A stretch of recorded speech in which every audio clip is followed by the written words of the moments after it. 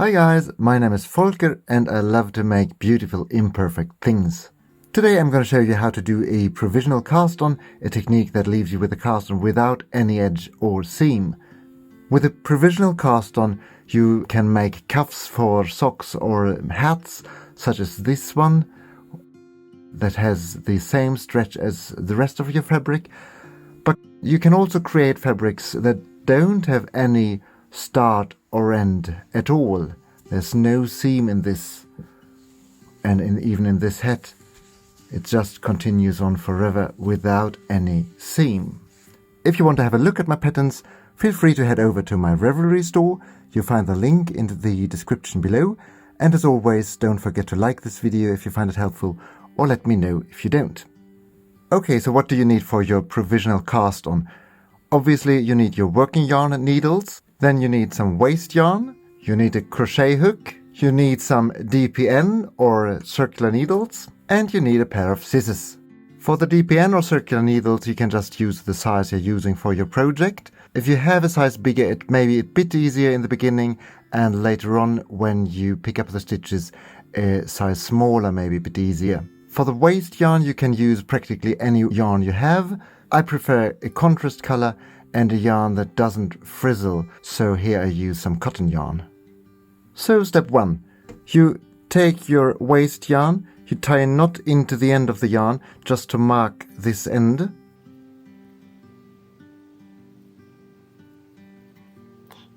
Then you tie a slip knot into it.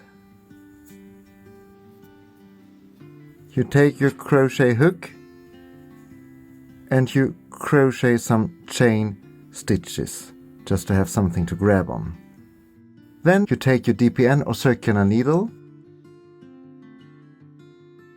and you hold them together like this. Then you crochet as many stitches onto your needle as the pattern tells you to do.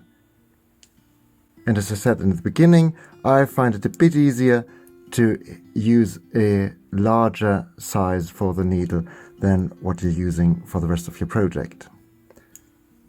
And when you've cast on all your stitches, you end with some more chain stitches, and then you cut the yarn and pull it through. Step 2, you take your working yarn, your working needles, and you go to the end of your cast on with the knot you tied there in the beginning. And then, no matter what the pattern tells you otherwise, the first row you do is just simple knit stitches.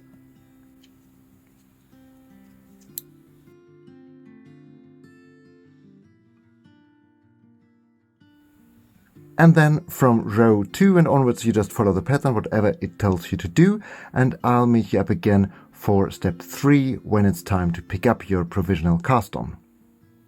Here I've come a little bit with some simple stockinette knitting, and now it's time for step 3 and to pick up my stitches. And in order to do that I grab a DPN. I usually use a DPN for this and just pick up a couple of stitches at a time. And as I told you before, for this step I use a DPN that's a little bit smaller than my working needle. So I go to my provisional cast on and I go to the end that does not have a knot in it. I go to the last stitch and pry it open. I pull the yarn through, so when I now tag on it, it sort of unravels. I follow the waste yarn back to the fabric, and you see here's the last stitch that my waste yarn is worked into. The first one I have to pry open here as well and pull the yarn through. And after the first one it gets easier. Now I hold the end of my waste yarn in my left hand and I pick up the stitch that my waste yarn is holding like this. And then I pull a bit on the waste yarn and it disappears, and then I take the next stitch. And be sure to pick up all your stitches so that they lie over your needle as backslashes. And then I go on like this.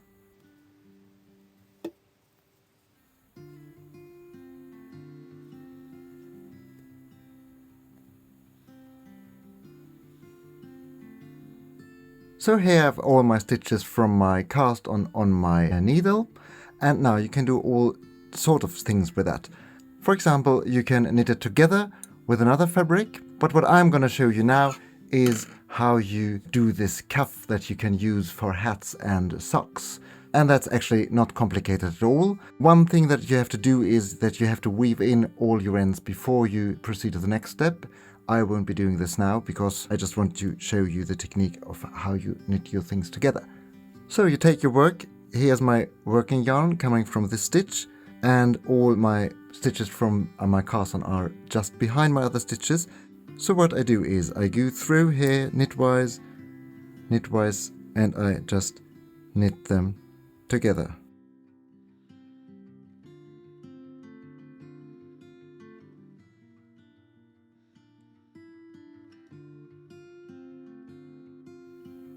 And then you end up with this cuff.